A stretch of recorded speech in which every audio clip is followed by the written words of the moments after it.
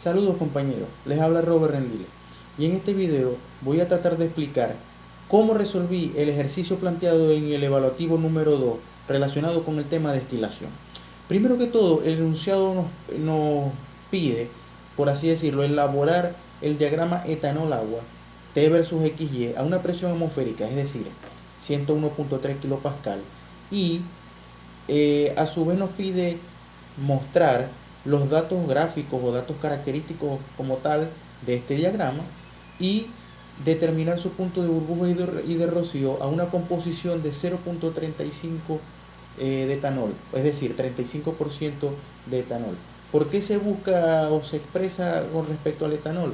Porque sabemos que en esta mezcla es el componente más volátil y al ser el más volátil es para nosotros el más costoso o el más requerido, por así decirlo. Aquí podemos observar los valores respectivos para diseñar nuestro diagrama etanol-agua T versus XY. Muy bien, entonces al diseñar nuestro diagrama T versus XY con los respectivos datos anteriormente mostrados, se trazó la curva, la cual sería nuestra curva de burbuja y nuestra curva de rocío, lo cual se sabe que el punto de burbuja es en la fase en la cual la fase líquida logra expulsar su primera burbuja para pasar a un estado de mezcla, por así decirse, líquido-vapor. Y lo contrario es la fase del punto, lo contrario es el punto de rocío, lo cual pasa de una fase vapor a tratar de expulsar su primer punto de condensación para pasar a una fase de mezcla líquido-vapor. En este caso, primero que todo, nos posicionamos en el 0.35, que sería nuestra alimentación del componente más volátil en la alimentación 1, 35%. Trazamos una línea vertical hacia arriba y el corte con la curva de burbuja, que sería la primera curva, sería nuestro punto de burbuja. Luego trazamos una línea de forma horizontal hacia el eje de la temperatura y nos daría aproximadamente una temperatura de burbuja de 81 grados.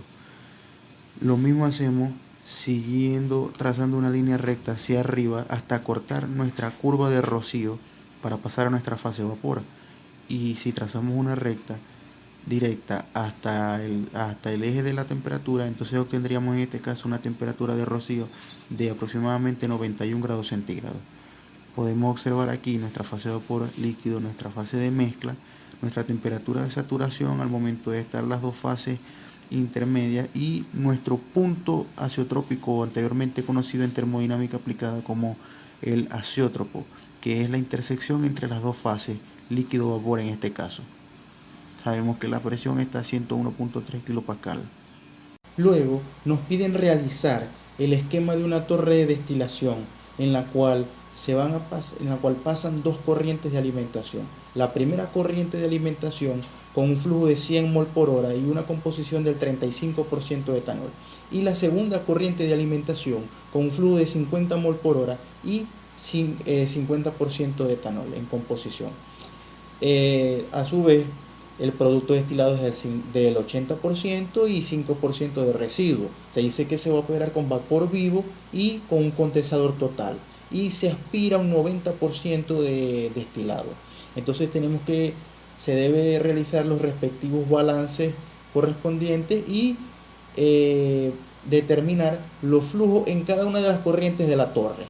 Muy bien, comenzamos diseñando nuestro esquema de la torre de destilación, en el cual podemos ver nuestras dos corrientes de alimentación expresadas específicamente con respecto a nuestro componente más volátil, su composición, la entrada de vapor vivo, nuestro condensador total en la zona en donde pasa la corriente de destilado de un 80%, el producto destilado, y nuestra corriente de fondo de un 5% de residuo, donde podemos ver aquí nuestro rehervidor. Nos dicen que la relación entre el destilado y el alimentado es de un 90%, es decir, se aspira una recuperación del 90% de destilado. Y recordando que nuestra temperatura de burbuja y de rocío son de 81 grados centígrados y 91 grados centígrados para nuestra temperatura de rocío. El balance de materia es lo primero que tenemos que hacer. ¿Cómo empezamos? Bueno, se realiza un promedio ponderado, por así decir, de las alimentaciones, es decir, la multiplicación del flujo de alimentación por su composición, el componente más volátil, guiándonos de la fracción que se aspira a recuperar. ¿Por qué se hace eso? Para poder hallar la cantidad de soluto que sale por la corriente de destilado, el cual da 54 mol por hora de etanol. Eso representa el 80% de la corriente de destilado. Y el otro 20% lo podemos obtener por regla de 3, que se puede resolver simplemente multiplicando los 54 moles de etanol por 0.2, que representa el 20%, dividido entre 0.8, que representaría el 80%, que nos da 13.5 mol del otro componente de la mezcla, es decir, 13.5 mol de agua. Y por consiguiente podemos decir que el flujo destilado sería la suma de las dos corrientes que se obtuvieron, es decir, 54 más 13.5 nos daría 67.5 mol por hora. Luego se procede a hacer el balance de etanol para hallar la corriente de fondo, en donde se poseen ya todos los datos respectivos, correcto, se sustituyen en la ecuación y nos da en sí, al hacer el despeje de B, obtenemos un valor de 120 mol por hora de la corriente de fondo. Luego de todo esto, entonces procedemos a realizar un balance general, o también conocido como un balance global, para poder hallar la cantidad de vapor vivo que se inyecta en la torre. En donde, teniéndose todos los datos correctos, podemos decir que la suma de la alimentación 1, 2, el vapor vivo, el balance general, es igual a el producto destilado más el residuo, correcto. Teniéndose la mayoría de los datos, podemos hacer un despeje simple y obtener que la cantidad de vapor vivo que se inyecta a la torre es igual a 37.5 mol por hora. Luego de haber realizado los respectivos balances, el balance de materia, nos piden hallar la línea Q para la corriente de 35% etanol a 92 grados centígrados. Muy bien, entonces para proceder a determinar el valor de la línea Q, en donde obviamente se comienza con la línea Q1, correcto, sobre todo nos dicen primeramente que la alimentación entra a 92 grados centígrados, correcto. Entonces, si nos vamos al diagrama T versus XY, aquí podemos observar el diagrama T versus XY, correcto, en donde si nos posicionamos en el 0.35, que es la composición de etanol en la mezcla, y subimos de forma vertical hacia 92 grados centígrados, que es la temperatura del sistema en la alimentación 1, podemos decir que ya estaríamos en la fase de vapor. Por lo tal, obviamente, si nos guiamos por este diagrama T versus XY, podemos decir que esa alimentación 1 está como un vapor sobrecalentado. Entonces, ya que se sabe que es un vapor sobrecalentado, podemos usar una fórmula que es obtenida del libro de McKay-Thiele para poder calcular Q. Ok, entonces podemos ver aquí, se puede ver la fórmula que yo usé para calcular Q en el caso de que se sabe que es un vapor sobrecalentado. Esta fórmula se puede encontrar en el libro de McKay-Thiele. En esta fórmula vemos que se necesitan capacidad calorífica y calor latente. La capacidad calorífica, esta es su ecuación para poder determinarla. Estos valores que se pueden ver aquí plasmados, los voy a poner más concretos para que se vean mejor, se obtienen del manual de Perry. Los obtuve del manual de Perry, estos valores de C, para calcular la capacidad calorífica, tanto del etanol como para el agua, así como vamos a hacer más adelante para calcular el calor latente. Aquí se puede observar la tabla del manual de Perry de CP con sus respectivos valores para el etanol y agua. Como dije anteriormente, obviamente necesité los valores de las capacidades caloríficas tanto del etanol como para el agua y de los calores latentes para poder determinar el valor de Q. Bueno, la capacidad calorífica la podemos entender fácilmente como el calor necesario para evaporar un mol de alimentación a las condiciones de entrada. Entonces estas capacidades caloríficas se determinan con un respectivo valor de C1, C2, que son sus constantes. Esas constantes las encontré en el manual de Perry. y los calores latentes. Simplemente haciendo la sustitución, correcto, de los valores de las constantes de Cp tanto para el agua como para el etanol y sustituyendo la temperatura llevada a Kelvin, podemos obtener nuestro valor en sí transformado a kilojoule por kilogramos mol por Kelvin, que es nuestro valor del Cp del agua, y al igual el mismo procedimiento para el valor de Cp del etanol. Aquí podemos observar de forma más apreciable la ecuación con los valores ya sustituidos. Se pueden ver de forma más apreciable aquí, ya directos, correcto. Estos dos valores son nuestras capacidades caloríficas, tanto del etanol como para el agua. ¿Y cómo sacamos el valor como tal de la capacidad calorífica de la mezcla? Bueno, existen otros métodos explicados en clase, pero específicamente yo usé este método que me pareció más fácil, que fue haciendo la suma respectiva de los dos valores dividido entre 2. Y me dio 111.345 kilojoule sobre kilogramos mol por Kelvin. Este es el valor de nuestro Cp de la mezcla como tal.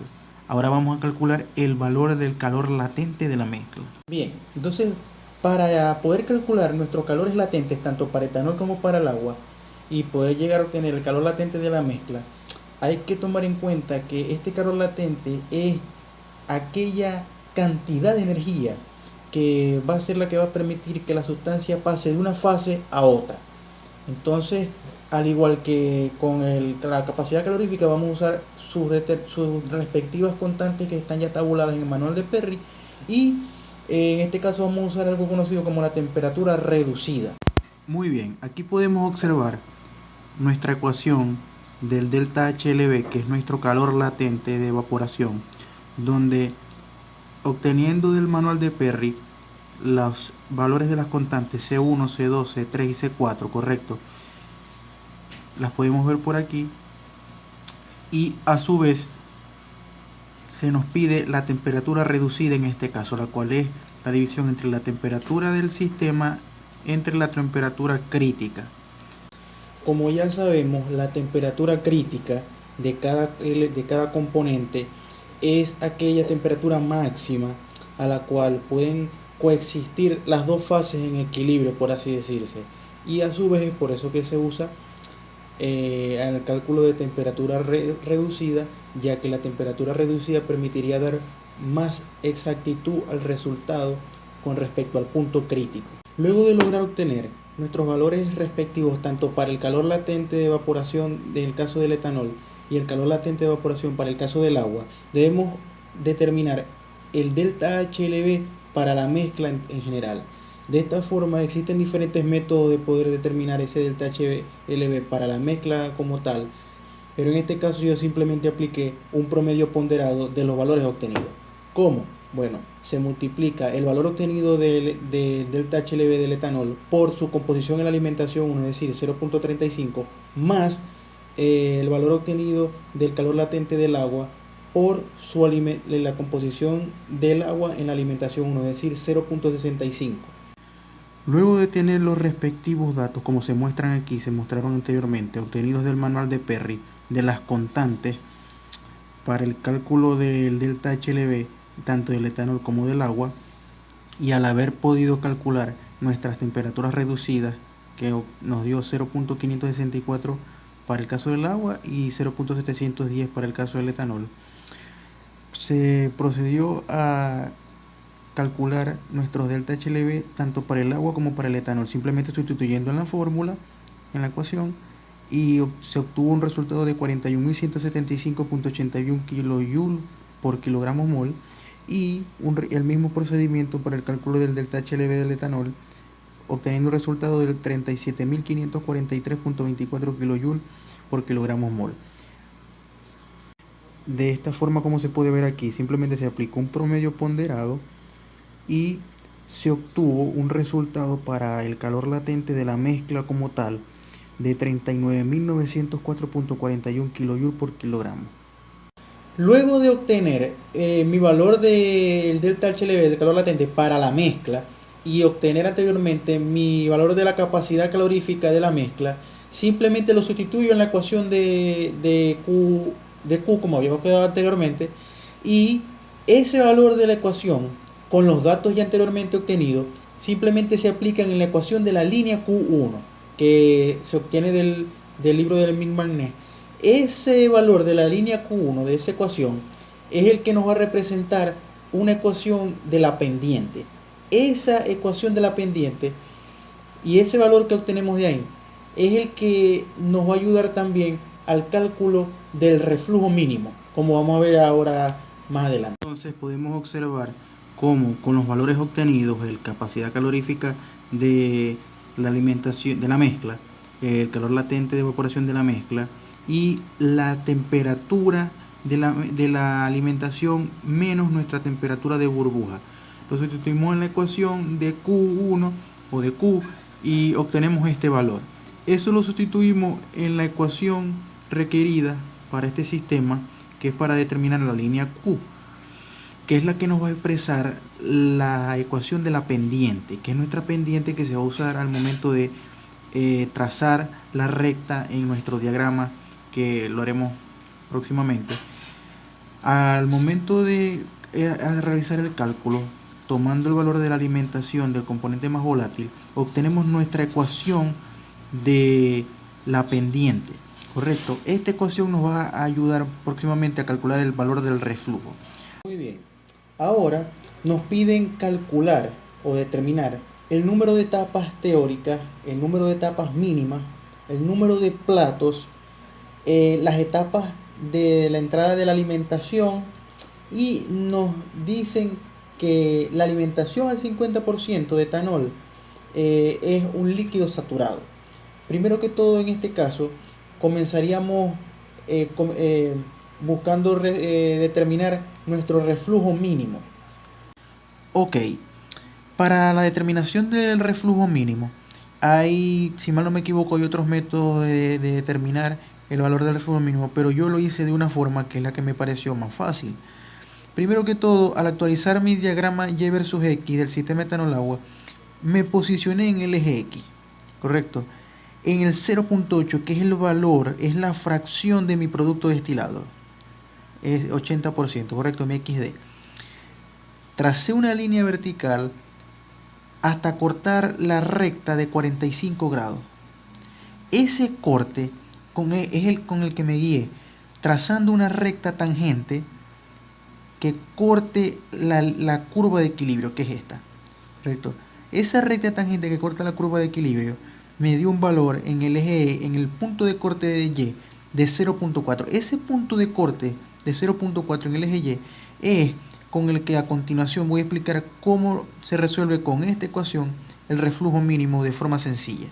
Y bueno, aplicando este método, simplemente para determinar el valor del reflujo mínimo, la ecuación que se ve a continuación, que estaba presentada anteriormente en el diagrama, es igual al 0.4, que es nuestro punto de corte que acabamos de determinar en el punto de corte de eje Y en el diagrama, teniendo XD, que es 0.8, el 80%, es decir, nuestro producto de destilado, tenemos su valor, simplemente despejamos reflujo mínimo y obtenemos un reflujo mínimo de 1.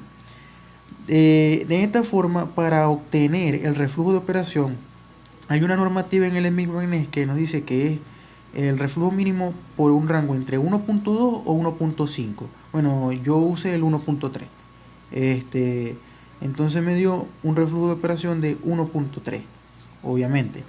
Anteriormente se debió de calcular el valor de Q2, pero simplemente como se dice en el enunciado que la alimentación 2 entra como un líquido saturado, se asume por normativa que Q2 vale 1. Y bueno, primero que todo, antes de irnos al diagrama, correcto, comenzamos utilizando esta fórmula. Yo usé esta ecuación para determinar mi LOE, mi línea de operación de enriquecimiento, correcto. Entonces puedo decir que simplemente se sustituirían los valores, porque bueno, tengo el valor de reflujo de operación 1.3 y tengo mi valor de XD, que es el producto destilado 0.8, es decir, al 80%. Sustituyo y obtuve esta ecuación de la pendiente, correcto. Lo mismo hice con una determinada ecuación para el caso de la LOI, la línea de operación intermedia. Entonces simplemente sustituyo el valor mi reflujo, mi Q1 que ya la tengo, mi alimentación 1, mi destilado, mi XD que es mi producto destilado y mi CTF1 que es la composición del componente más volátil en la alimentación 1, ¿correcto? Ok, entonces una vez que ya logré determinar el valor de mi reflujo de operación, bueno, ya puedo proceder fácilmente a determinar el valor de mi línea LOE, que es la línea de operación de enriquecimiento, la LOI, la línea de operación intermedia, y comenzar próximamente a graficar dichas rectas en mi diagrama Y versus X, en donde puedo comenzar a graficar mis líneas Q, mis líneas LOE, la LOI, etcétera, para poder determinar mi número de platos y de tapas en mi sistema de destilación etanol-agua. Muy bien, entonces, ya diseñado nuestro diagrama Y versus X, vamos a proceder a explicar cómo se lleva a cabo. Nos posicionamos primero que todo en el 0.8, que es el 80% que refleja el producto destilado, ¿correcto? Trazamos una línea vertical hacia arriba hasta cortar con nuestra recta de 45 grados. Y luego trazamos una recta tangente a la curva de equilibrio, que es esta clara que vemos aquí, que es la que representa nuestro reflujo mínimo que anteriormente ya fue mostrada. Luego representamos nuestras líneas nuestras rectas de alimentación para poder obtener nuestras líneas Q. Nos posicionamos en el 0.35, que es el 35% de etanol en la alimentación 1, XF1 como vemos aquí. Trazamos una línea recta vertical hacia arriba que corte con la recta de 45 grados. Luego, a partir de ahí trazamos nuestra línea Q, en este caso Q1. ¿Cómo saber cuál es la posición de nuestra línea Q? De acuerdo a su valor. Por normativa del Smith-Magnes y planteado en clase, si Q, en este caso, tiende a ser negativo, su posición sería horizontal, como ven aquí. Pero en este caso es vertical. En el caso de que sea un valor entre 0 y 1, tomaríamos la dirección de Q de forma diagonal. Luego de la posición de la línea Q, procedemos a trazar en el 0.05, es decir, 5%, nuestra recta del producto de residuos, es decir, la línea de agotamiento. Correcto. A partir de ahí, trazamos a su vez, ya trazada nuestra recta de alimentación 2, es decir, nuestra alimentación 2 con un 50% de etanol y nuestra Q de forma vertical, ya que sabemos que es un líquido saturado, es decir, vale 1, por eso es de forma vertical. Completamos nuestra recta hasta el punto de inicio, en el cual se puede decir que por normativa, pues, se dice que a medida que se acercan cada vez más la curva de equilibrio y la recta de operación, entonces el número de etapas tiende a incrementar. Ya teniendo desarrollada esta fase, se procedió a elaborar los triángulos que representan las etapas y se dio por concretado aproximadamente un número de 12 etapas teóricas, correcto. Aquí podemos observar en esta zona sería nuestra línea de operación de enriquecimiento. En esta fase intermedia sería la LOI, la línea de operación intermedia, y esta fase sería nuestra línea de operación de agotamiento. Muy bien, entonces ya diciéndose que se necesitan como tal en el proceso un total de 12 etapas teóricas y 11 platos, que son las 12 etapas menos 1, que se toma en cuenta como el hervidor. También nos piden determinar el número de etapas mínimas, las cuales mediante la ecuación presentada en clase y obtenida del libro del Smith-Magnes para el número de etapas mínimas, pudimos obtener el alfa, mediante que es nuestra volatilidad relativa, mediante la ley de Raoult, lo cual nos dio aproximadamente 1.3 para este sistema y obtuvimos un número de etapas mínimas de 8.9 aproximadamente, pues. Y nos piden la alimentación en la etapa 1 y la alimentación 2, correcto. o sea, la etapa en la cual se va a inyectar esa alimentación. Entonces, la alimentación 1 se puede decir que se dio en la etapa 10. ¿Por qué? Porque se da como un líquido totalmente, y en este caso, de acuerdo a lo que nos plantea el libro, se debe adicionar al líquido que incluye el plato 2 del plato por encima de este. Es decir, que por encima de la línea Q, correcto. En este caso, guiándonos por este sistema, ya aquí estaríamos trabajando con un líquido saturado. Entonces se adiciona por debajo del plato como tal, para unirse al vapor que se eleva para el plato inferior, al plato inferior. Donde se puede decir que la alimentación 2 se daría en la etapa 8.5. En el último enunciado nos piden calcular a un 85% de ley de Murphy a vapor el número reales de platos, los cuales, de acuerdo a la gráfica planteada anteriormente, se toman los puntos, como se explica en el libro, tomando un 85% con respecto a los platos ideales de medida, y se logró determinar aproximadamente un número de 14 platos reales. Teniendo ya los platos reales, que generalmente son mayores que los platos ideales o los platos teóricos, se sustituyen en la ecuación de la eficiencia global, que son 12 platos teóricos entre los 14 platos reales, y nos da una eficiencia de 0.86, es decir, una eficiencia global de la torre de 86%.